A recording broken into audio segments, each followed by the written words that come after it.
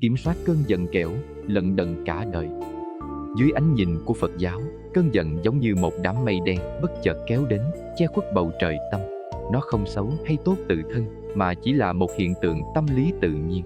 Nhưng cách ta đối diện và thể hiện cơn giận lại chính là tấm gương phản chiếu trí tuệ, văn hóa và chiều sâu, tu dưỡng của mỗi người.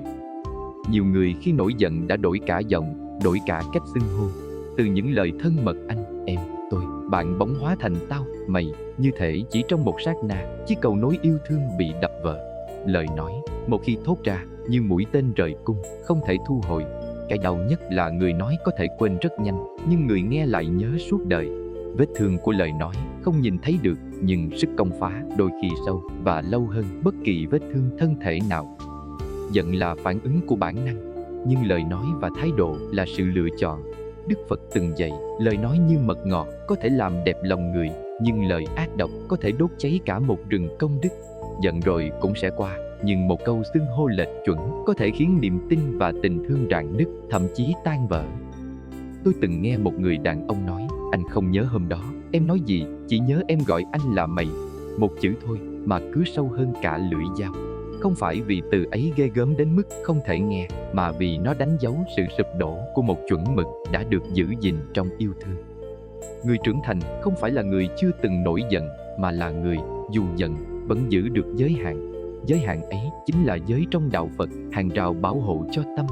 Khi biết điểm dừng, biết chuyển hóa cảm xúc, ta không để cơn giận trở thành ngọn lửa thiêu rụi những gì quý giá nhất. Kinh Pháp Cú có câu, chiến thắng vạn quân không bằng tự thắng mình. Thắng một cuộc cãi vã bằng cái tôi rất dễ, nhưng giữ được lòng nhau sau một cơn giận mới là chiến thắng lớn nhất.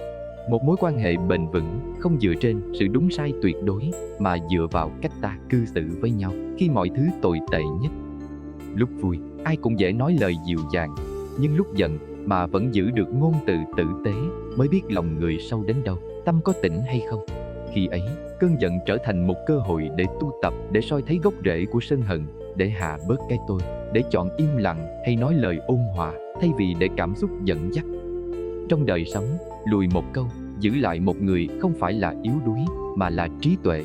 Bởi khi lùi một bước, ta sẽ thấy rộng hơn, thấu hiểu hơn và giữ được thứ quý giá nhất, tình người. Giận không xấu, nhưng để cơn giận sai khiến, biến mình thành kẻ phóng hỏa, đốt đi những điều tốt đẹp mới thật đáng tiếc. Người biết tu tập sẽ dùng cơn giận như tấm gương soi tâm, nhận ra trong đó bóng dáng của tham, sân, si và khéo léo hóa giải chúng. Khi ấy, mây tan, trời lại sáng và nhịp cầu yêu thương vẫn nguyên vẹn nối hai bờ.